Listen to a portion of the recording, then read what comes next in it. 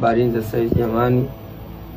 Ni siku nyingine tena. Napenda kumshukuru Mwenyezi Mungu kwa sababu bila yeye nadhani vitu vyote visingekuwepo.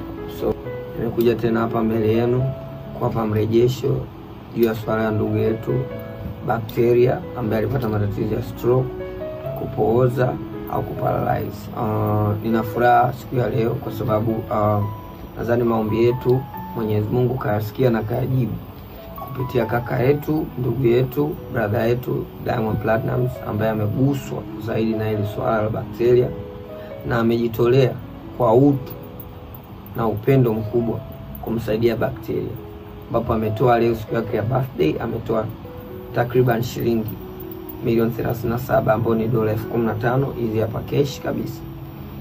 Kwanza kabisa naweza kusema nitoe shukrani zangu za dhati kwa niaba ya Bacteria na familia yake na kila mtu ambaye anajiassociate na Bacteria, kwa sababu hiki ni kitu kikubwa sana. Hii ni zaidi ya utu, hii ni zaidi ya upendo ambao ameutoa.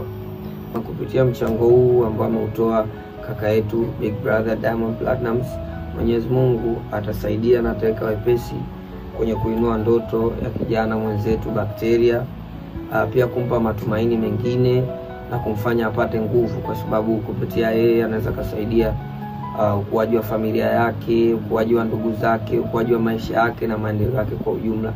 Na pia hii ni moja kati ya kitu kikubwa kumuinua kijana wa Kitanzania kutoka sehemu moja kwenda sehemu nyingine. Kwa hiyo kwa niaba ya familia ya Bacteria na Bacteria tunashukuru sana Diamond Platnumz.